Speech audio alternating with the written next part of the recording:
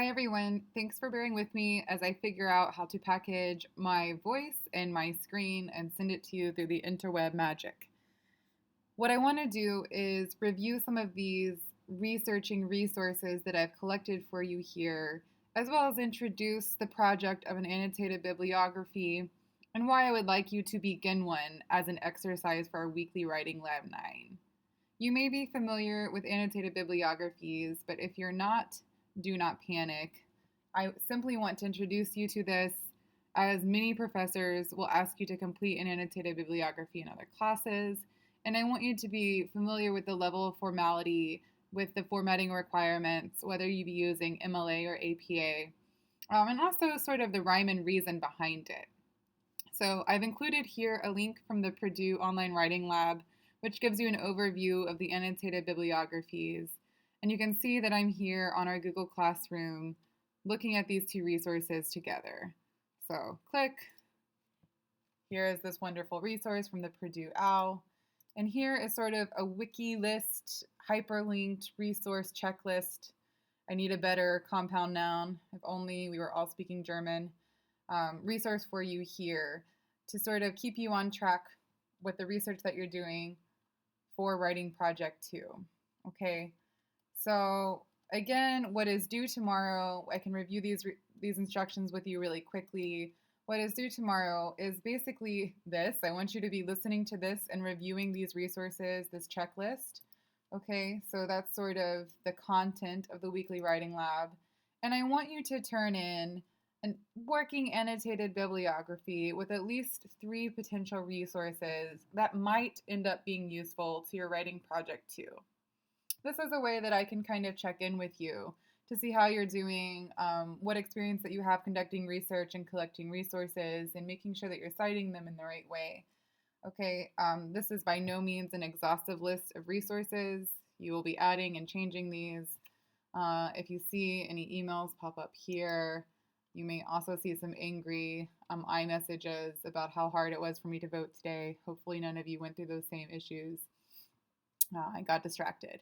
Right, so let's look at this resource together now. The first thing that you need to do is make sure you have a really solid topic. And most of you do at this point. But like I've mentioned in class, this is the first step to making sure that you succeed in writing project 2. And if you're bored by your topic, I will be. So do not skip straight to beginning the research on an issue that you're not really excited about writing about. Okay, here are a few things that you can do. You can review your classmates' topic proposals. These are the absolute correct links. These, you should be able to see my comments on them as well. And if you're not and you would like access to those comments, feel free to request that to me via email. I am on my computer all day today. Second, remember that librarians are your friend. This is a theme in this resource that I'm giving you. They have created an English 102 library guide. I'm actually going to click on that. And one thing that I haven't spent too much time introducing you to, as you're probably familiar with this, is this sort of Finding Topics tab in your English 102 Live Guide. I think it's fun to go through these opposing viewpoints or similar points of view just to get different ideas about issues that you might not realize that you cared about on campus.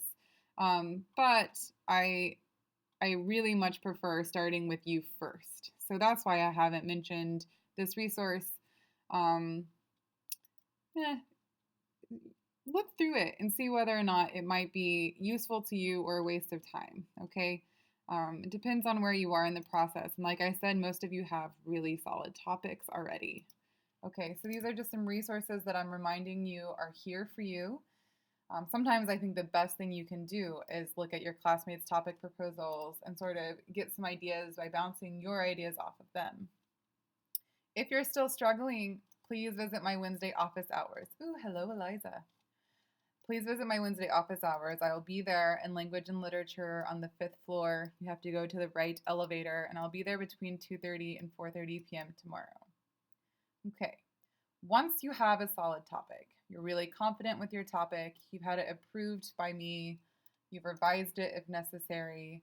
Once you have a topic, you need to begin some research in order to proceed to the next stage of your writing project. These are the questions that are the most important. Who has the power to act on your issue? What kind of information, oops, what kind of information will you need in order to make a compelling case that your issue is indeed a problem? This is the kind, I'm not trying to do that. Okay, this is the kind of research that you're probably used to doing. Okay, what are the statistics of drinking and driving and crashes involving drinking and driving in Tempe? Um, Perhaps this is the easier question to answer, and the other questions you might be a little bit stumped on where to look. Okay, so the other question that I have in mind is what are the current approaches to solving your selected issue, if there are any? Okay, your proposal argument is not going to be effective if you ignore the work that other people are doing already to solve a selected issue. So these are questions that you must answer for writing project 2. Luckily, what I think is even more useful than that sort of finding topics tab in your live guide is this. A special section here on researching local issues and finding solutions. Okay, including in-depth instructions on how to limit a search in Academic Search Premier to geographic terms.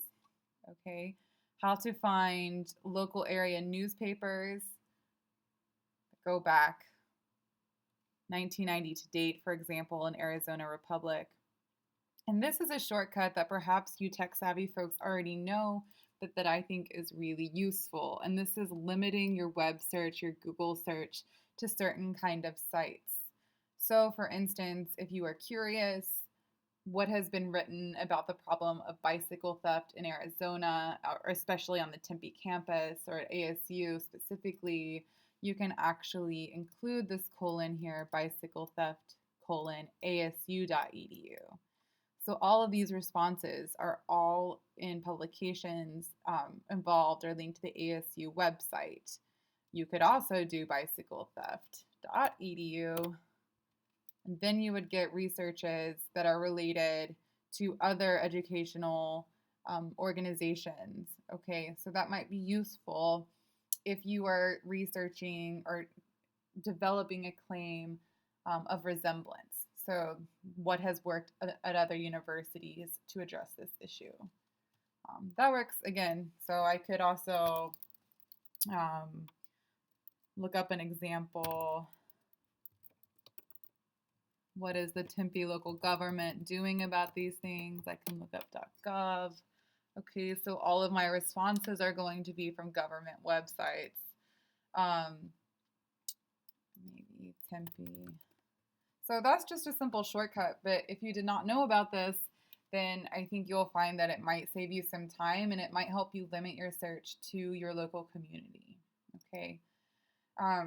There are other useful suggestions on this live guide. Okay, and also right here at your convenience is this Ask a Librarian tool, which you can see is number 5 on my list, but is probably the most important thing. If you're stuck, if you can't find an answer to a question, don't skip it. Okay, be responsible, figure this out. This feature really makes it so that you have no excuse, right? You can chat 24/7 with a librarian to help you find the resources that you need to get the answers that you need. All right, so really the only other specific resource that I have for you, or the specific advice, forgive me, specific advice that I have for you is pretty simple, but will end up saving you time in the long run, and that is to stay organized. So I'm having you practice writing an annotated bibliography for your weekly writing lab, and that is when you collect the full MLA citation, as well as a brief summary and a brief analysis of why you think each source will be helpful to your project in one document. Okay, so I do have a template that you can click here. We'll ask you to make a copy. You will say yes, and then you'll have this beautiful copy in your Google Drive, and you'll be able to edit it with your information, your sources, your summaries, as well as your analysis about why it might be useful to your project specifically. I'm having you practice this. However, as I mentioned in the beginning of this, whatever tutorial this is, thank you again for being patient. As I mentioned in the beginning, I don't know that doing a really formal annotated bibliography is always going to be the most helpful way for you to stay organized and to keep your resources in one place. I myself, you can see that when I do a Google search, a lot of my Evernote notes pop up, and I think that Evernote is a really great way to stay organized. And I'll actually include a brief introduction to Evernote and Instapaper in a different video in case that's something that you're interested in. Okay, but review all of this information and figure out a system that works for you. You do not want to spend hours late at night into the library finding the perfect source and then forget where you found it. I know that you might not think that's likely, but especially when you're conducting more extensive research, you might not be able to reverse Google and find the source that you have once found. Also, I find that using applications such as Evernote or Instapaper help me organize my ideas. And in that very active organization, I develop my arguments more thoughtfully, okay, connecting certain subjects, certain responses in ways that I might not have seen crystallize were I to just sort of keep a running list of sources. Okay, so reminder, what is due at the end of class tomorrow is a sample annotated bibliography. I mean, I'm going to call it a working annotated bibliography. It will by no means be complete, wherein you list 3 sources that you found using the library databases or looking through local publications, 3 resources that you think will be helpful for you. Okay, so again, please feel free to email me if you have any questions. Recall when my office hours are, and remember, the librarians are your friends.